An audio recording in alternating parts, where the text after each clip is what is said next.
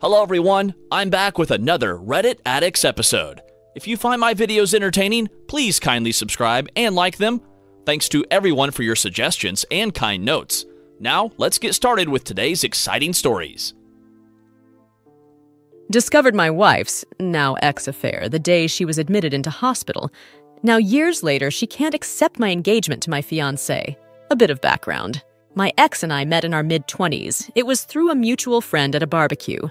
At first, she seemed almost too good to be true. Not only was she incredibly beautiful, but she was also shy and introverted.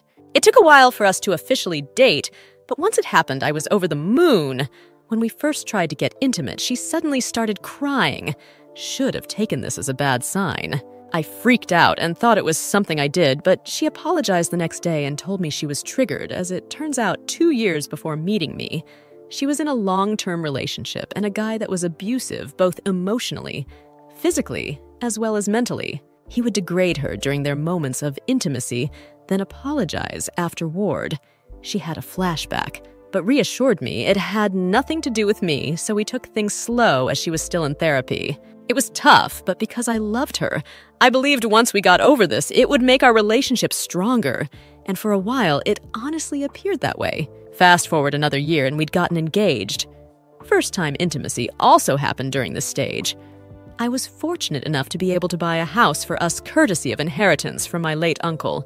Things were going great, and I half seriously suggested we plant a peach tree, important for later on, to signify new beginnings, and she was all for it. We were wedded not long after that, and quite frankly, it was absolutely amazing. Of course, we had our normal ups and downs like every married couple, but I considered us more lucky because she always made it a point to never go to bed upset with each other, and she would always point out gently if I did anything to upset her. Sometime later, life basically happened, and I was promoted at my job. It meant more pay, but it also meant I would be traveling more for work conferences and business meetings. I noticed she had been getting down a lot more and wasn't being as intimate as before.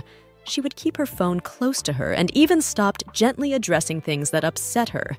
I tried to talk to her about it, but she assured me that she was fine, and this was a phase she was going through, and having no reason to not trust her, I let it go. She would sometimes go to her sister's place and spend the night telling me she just needed a bit of girl time with her sister. The day I got that fateful phone call was the day she was meant to be keeping her sister company again. I remember rushing into the hospital, barely breathing, and frantically asking about my wife when world's most understanding and patient police officer sat me down to explain what happened.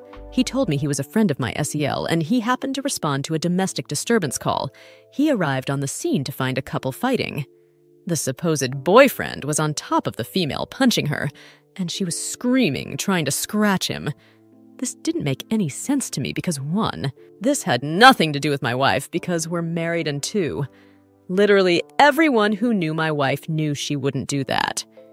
He gave me a knowing look and placed his hand on my shoulder, then told me to be very calm because said girlfriend was actually my wife. If it weren't for the severity of the situation, I would have laughed in his face, but something in the way he said everything made me believe him. I then was ushered in by a nurse to see my wife, and what greeted me to this day, I still can hardly find the words to describe it. I just stood there for what seemed like an eternity. Then a doctor came in and explained her injuries to me. The jaw was slightly fractured. Her left eye was completely swollen shut and had massive bruising covering half of her face as well as 3 broken ribs. Then the doctor dropped another bomb and told me she was pregnant. I still couldn't understand how this happened. Then I caught sight of her sister. She at first tried to avoid me, but at the persuasion of her police officer friend, she told her what she knew. It turns out my wife's ex had gotten in contact with her 5 months ago. He was doing this redemption pyramid step thing where he would apologize to people he has wronged in order to clear his karma. Anyone else BS meter going crazy right now? They began talking more, then he convinced her to meet up for coffee and show her he was a changed man. Obviously, old feelings resurfaced coupled with the fact that he appeared changed now. It soon developed into an emotional affair. My wife approached her sister for advice, who told her to take things slow and just get it out of her system if she needed to, which then led to a physical affair 3 months later. She actually told my wife that she should at least make peace with her ex in whatever form it may be, and even offered to cover for my wife once in a while. Maya Sil was in tears at this point and kept apologizing to me, saying that she didn't know about the abuse as my wife never told anyone other than me and her therapist at the time about it. I was numb. I just couldn't feel anything and was absolutely dumbfounded by my wife's actions. When my wife finally woke up, I was there, and she burst into tears upon seeing me. I spent the following months in zombie flight mode. There was individual counseling for her as well as marriage counseling for us at the strong urging of her family. In counseling, she was surprisingly forthcoming about how it happened and how she absolutely hated herself for causing me pain.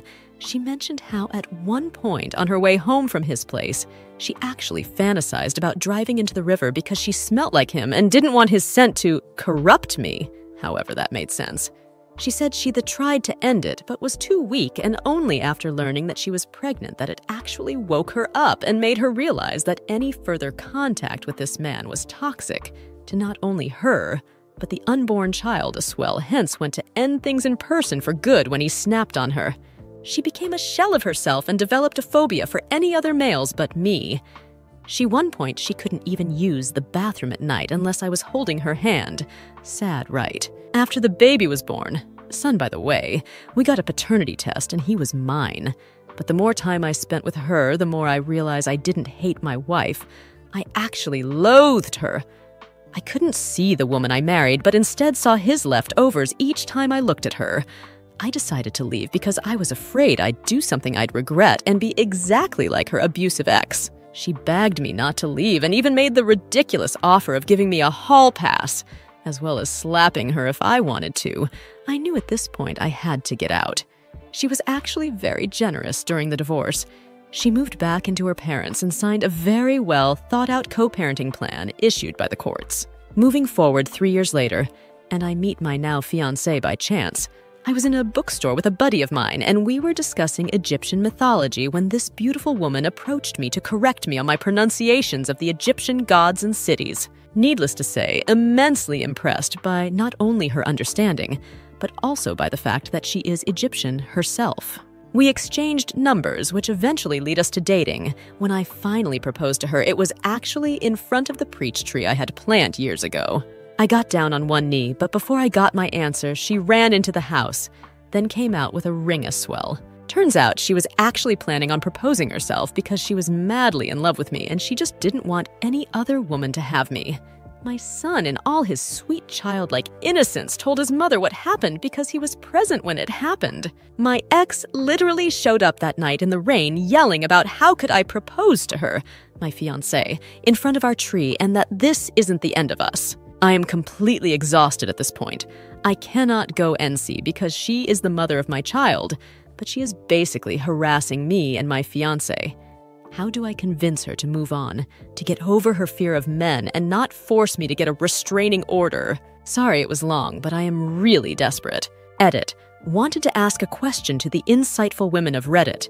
Something that still bugs me to this day is the fact that she even made time for her ex who took pleasure in destroying her, only for her to suffer a much worse fate. Is it normal for the abused to want the attention of the abuser even if she might hate him? Something my ex said once. Edit 2. Forget to add this in the original post. When my fiancé presented me with the ring which she was going to use to propose to me, she had an engraving on the inner band which states, "To my pharaoh." Damn, I love this woman. We hope you enjoyed this story. Thanks for watching and hope to see you in the next video. And before you go, please be sure to subscribe for more.